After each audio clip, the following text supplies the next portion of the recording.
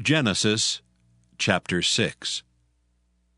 And it came to pass, when men began to multiply on the face of the earth, and daughters were born unto them, that the sons of God saw the daughters of men that they were fair, and they took them wives, all of which they chose.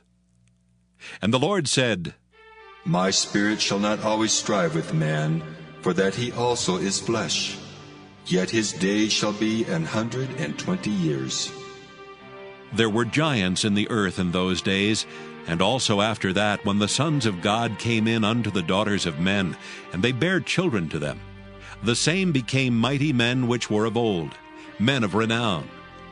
And God saw that the wickedness of man was great in the earth, and that every imagination of the thoughts of his heart was only evil continually. And it repented the Lord that he had made man on the earth, and it grieved him at his heart. And the Lord said, I will destroy man whom I have created from the face of the earth, both man and beast, and the creeping things and the fowls of the air, for it repenteth me that I have made them. But Noah found grace in the eyes of the Lord.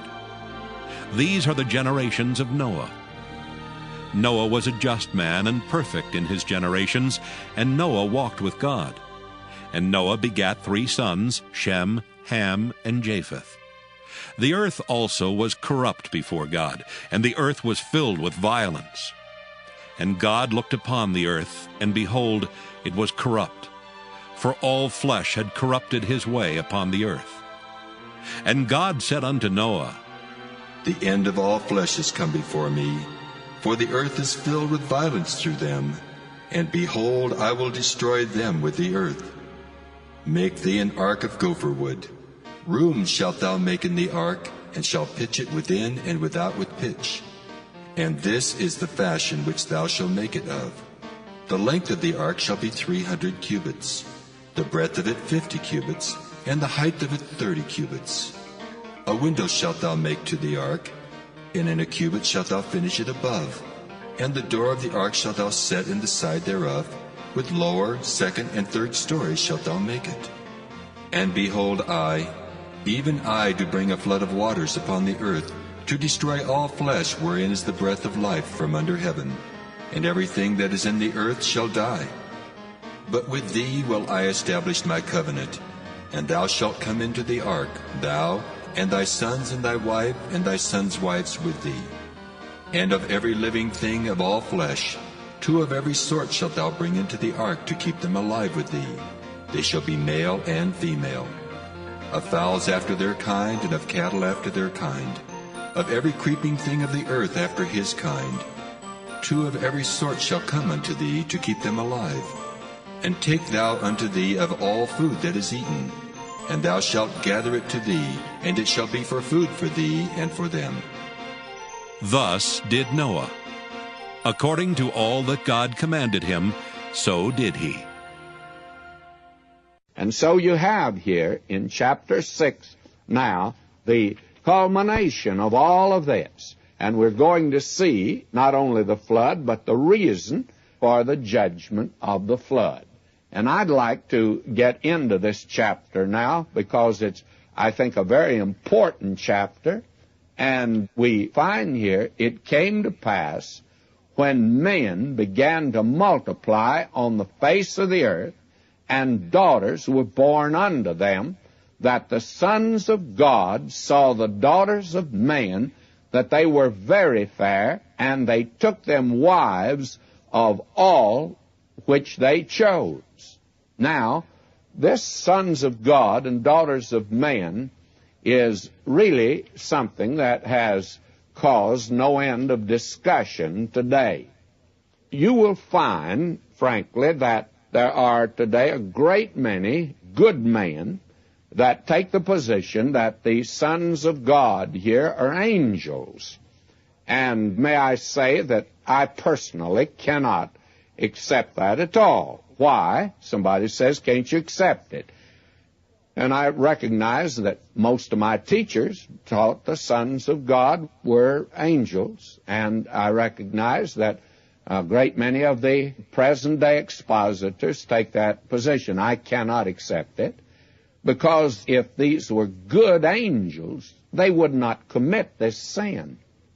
And evil angels, I do not think, could ever be designated sons of God.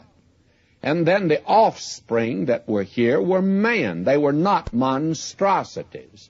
And I do not know why it is assumed by so many here that the offspring here were giants. It says in verse 4, there were giants in the earth in those days, but it doesn't say they're the offspring. It does say this about the offspring. It says, and also after that, when the sons of God came in unto the daughters of man, and they bare children to them, the same became mighty men, which were of old men of renown. Now, these were not monstrosities, they were men. I've been reading the argument of one man. He says, well, they were giants and they were monstrosities. No, the record here makes it very clear that the giants were in the earth before this took place. And it simply means these were outstanding individuals. You know, humanity, friends, has a tremendous capacity. Man is fearfully and wonderfully made. And that's a great truth we've lost sight of. This idea today that man has come up from some protoplasm out of a garbage can or seaweed, it's utterly preposterous. And probably it's the belief now of some scientists that evolution will be repudiated. And some folk are going to look ridiculous at that time. May I say to you that it's nothing in the world but a theory, far as science is concerned. Nothing has been conclusive about it. It is a philosophy, like any other philosophy, and it can be accepted or rejected. And when it's accepted, it certainly leads to some very crazy solutions to the problems of the world, and it's gotten us into trouble throughout the world. Anyone would think that we are the white knight riding through the world straightening out wrongs. We are wrong on the inside ourselves. I don't know why that in this country today that we have a intelligentsia in our colleges and in our government and in our news media today and in the military that think they're super, that somehow or another they have arrived. May I say to you, that is the delusion of the hour, that men think that they're greater than they really are. Man is suffering from a fall, an awful fall. He's totally depraved today. And until that's taken in consideration, well, we're in trouble all the way along. Now, what you have here is nothing in the world, but as I see it, this is a book of genealogies. It's a book of the families, the sons of God, or the godly line that have come down now from Adam through Seth. And the daughters of man belong to the line of Cain. And you have here now intermingling and intermarriage of these two lines until finally the entire line was totally corrupted. Well, not totally. One exception. That is the picture that is presented to us here. Now, I recognize, and I want to insist upon it, that the many fine expositors take the opposite view. The sons of God are actually angels. And if you follow that view, you'll be in good company. But I'm sure that most of you want to be right, don't you? So I'm sure you want to go along with me here.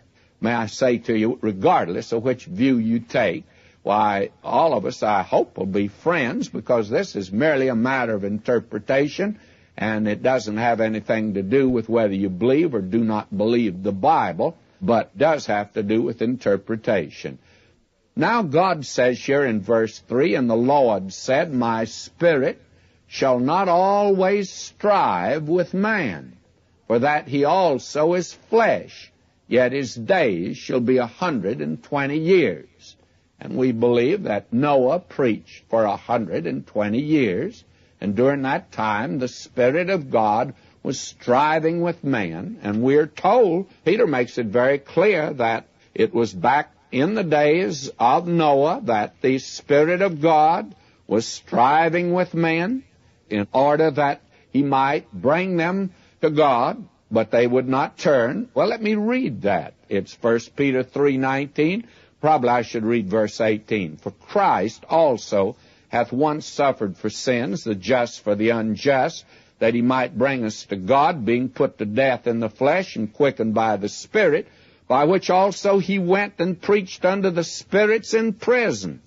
Now they were in prison when Peter wrote, but when they were preached to, it was in the days of Noah. You say, how do you know? Read on, verse 20, which sometime were disobedient. When were they disobedient? In prison? No. When once the long-suffering of God waited in the days of Noah, while the ark was a-preparing, wherein few, that is, 8 souls, were saved by water. When was it? Well, it was in the long-suffering of God in the days of Noah, those 120 years. Now, what was the condition on the earth at that time? Now, let's look at it. This gives the cause that caused God to bring judgment of the flood. This is verse 5 now, chapter 6 of Genesis. And God saw that the wickedness of man was great in the earth, and that every imagination of the thoughts of his heart was only evil continually. And you ought to emphasize these words. I have them marked in my Bible.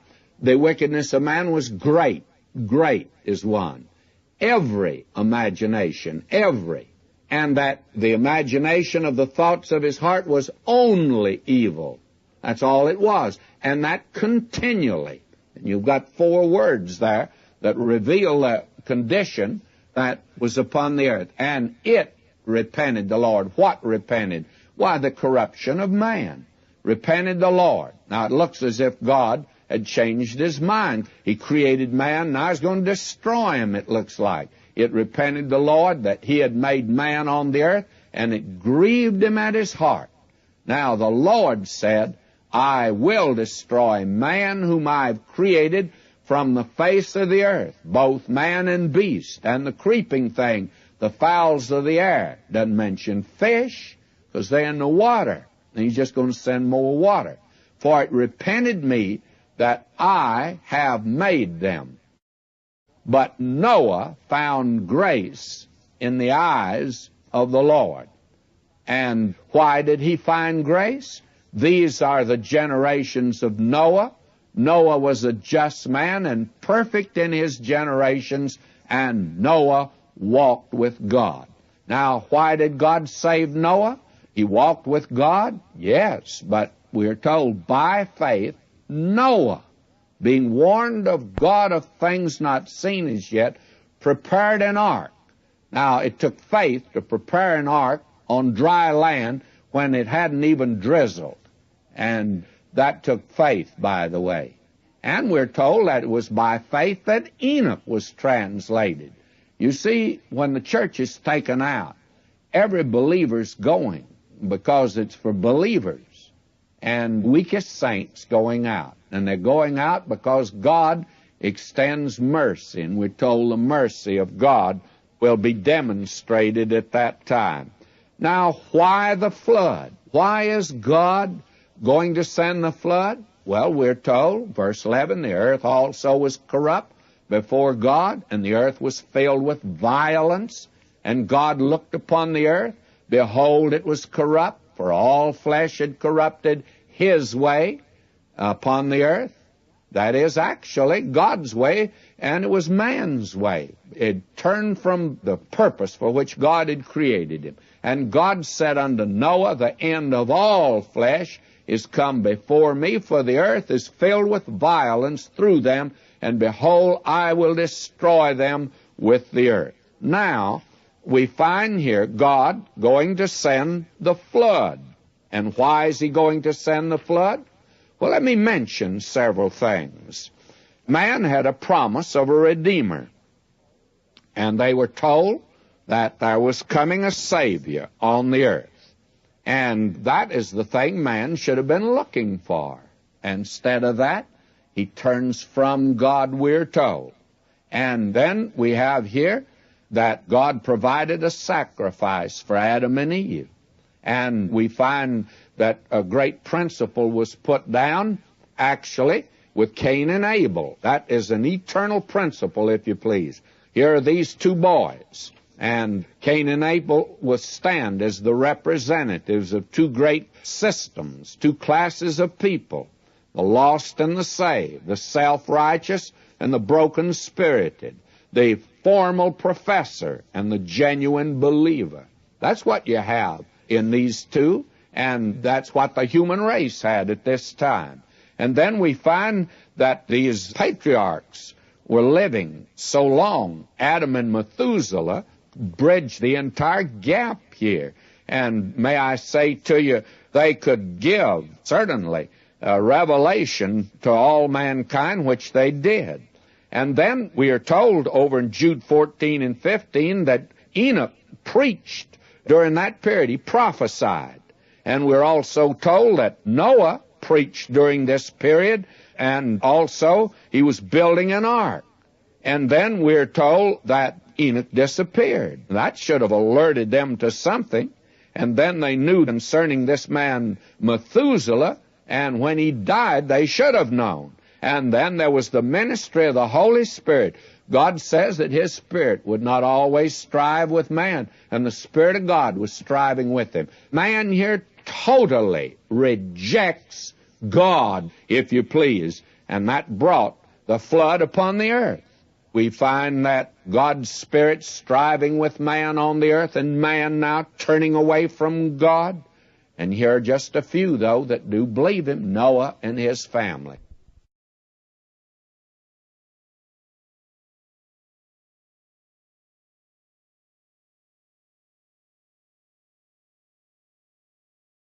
And friends, we come today to the flood. Now, the entire human family had turned from God. There's none righteous, no, not one. But here was one man who walked with God. He believed God. Here's a man still trusted God. By faith, Noah. Here's a man who was willing to risk building a boat on dry land, and if the rains didn't come, he certainly would be the laughing stock of the community. I think he was for 120 years. He believed God. Now, there is a striking contrast between the fact that the days of Noah to be duplicated before the Lord comes again to the earth. And that's for His, not rapture, but coming to the earth to establish His kingdom. But there's some remarkable parallels that have already taken place.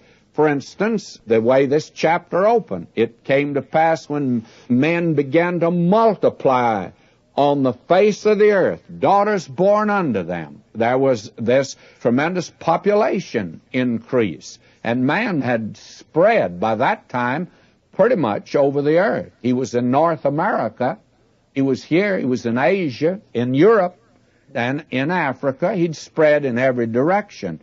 And today, we have this tremendous population explosion, and men again will increase on the face of the earth.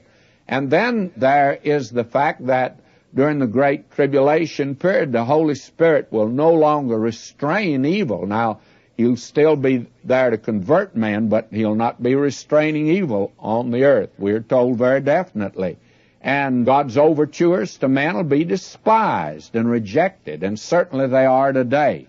Isn't it amazing that the only ones that are listened to today are the liberal Protestant ministers and the Roman Catholic? You hear nothing today of conservative men. Now, they've attempted to make some sort of an inroad, but they've had several conventions, and they're trying their best to get back in the mainstream. But we've come to the day that if you're going to stand for God, you're going to find out that you will not be able to talk before a TV camera very often. You've got to learn to protest and march and deny everything before that. Now, may I say to you, of course, the world in that day will be faced with the great problem of the rapture. There have been a great number of people that have left the earth. And may I say also, there were judgments in that day, and yet they did not heed them. That was the warning that God had given. Now, let's look at the flood itself. The first is the preparation that is made for it. God is giving ample opportunity. And here in verse 14, God says to Noah, "Make thee an ark of gopher wood." That's an indestructible wood, very much like our redwood here in California. "Rooms shalt thou make in it," in the ark. And the word for rooms has the idea of nests.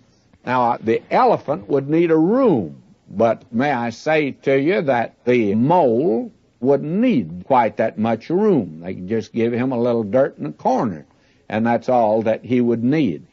And we're told, "And he shall pitch it within and without with pitch." That is, it was to be made waterproof. Now, here were the instructions, "And this is the fashion which thou shalt make of it. The length of the ark shall be 300 cubits, the breadth of it 50 cubits, the height of it 30 cubits. The impression that most people have of the ark is the impression they were given by the little Sunday school card.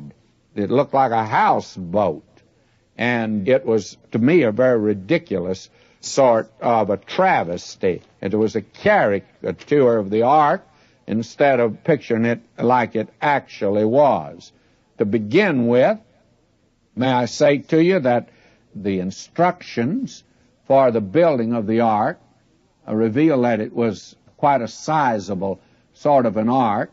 "Thou shalt make the ark and finish it, and it shall be 300 cubits. Now, if a cubit is 18 inches, that ought to give you some conception of how long this ark was.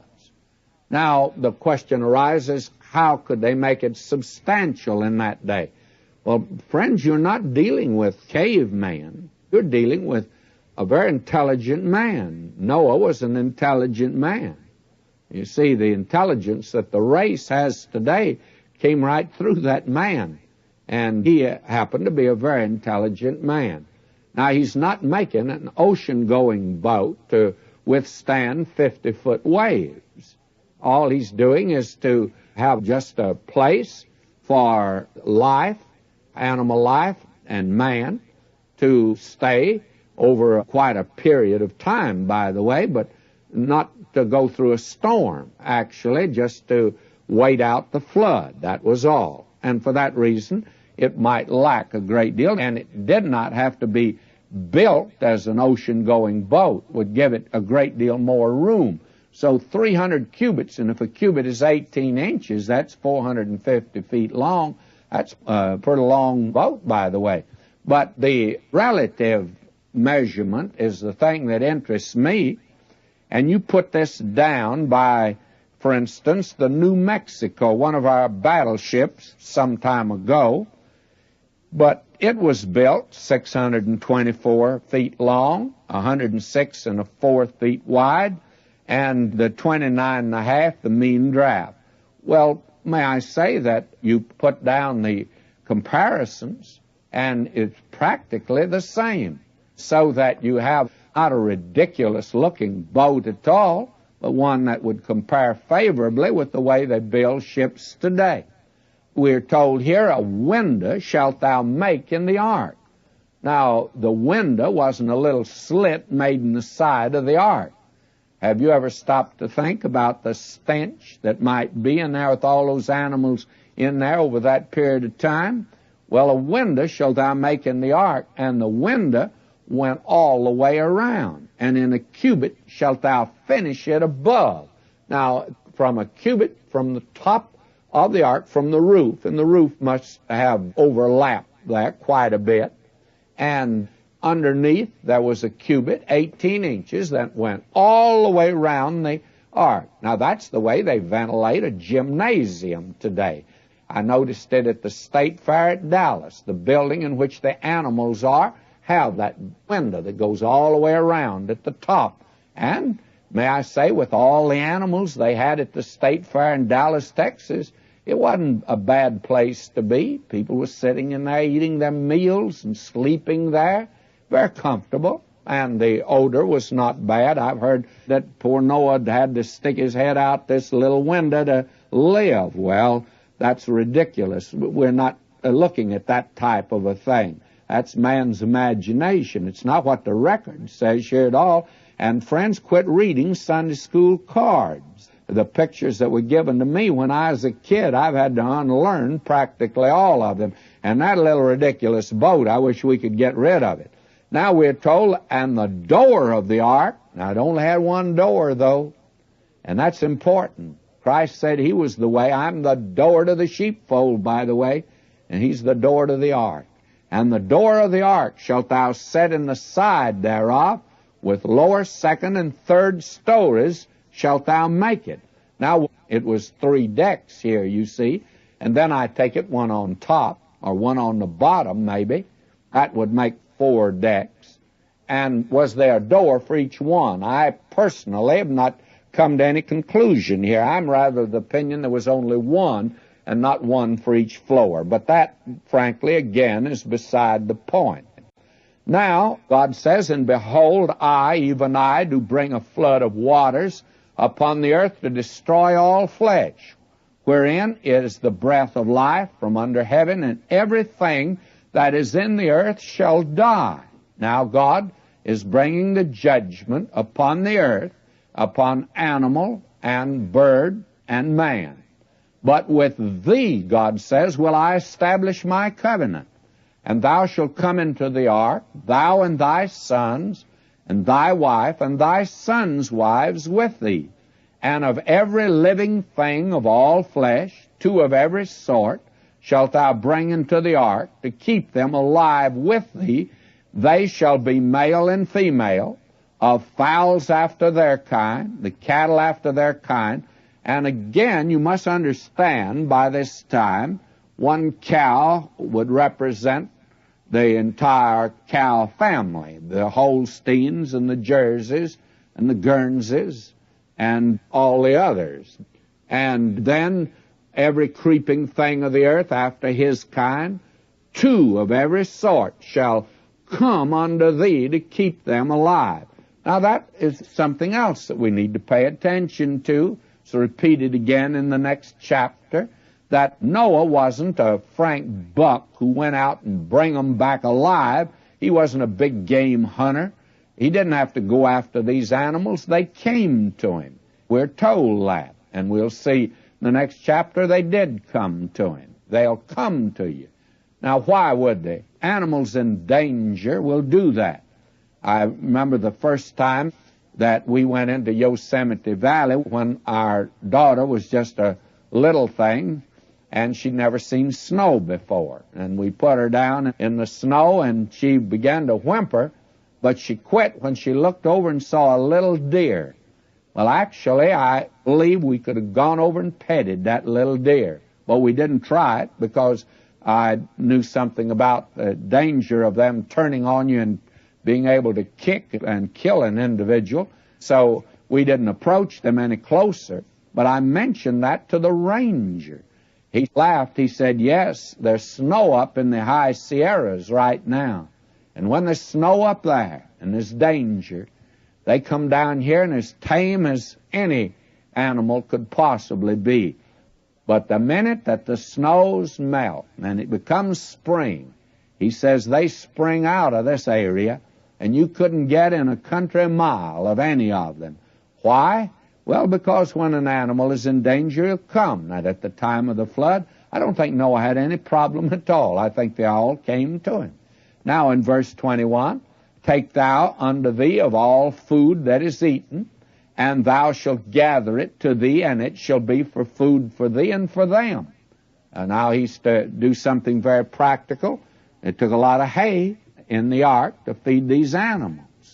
Thus did Noah, according to all that God commanded him, so did he. Now, somebody's going to say, but some of those animals ate meat.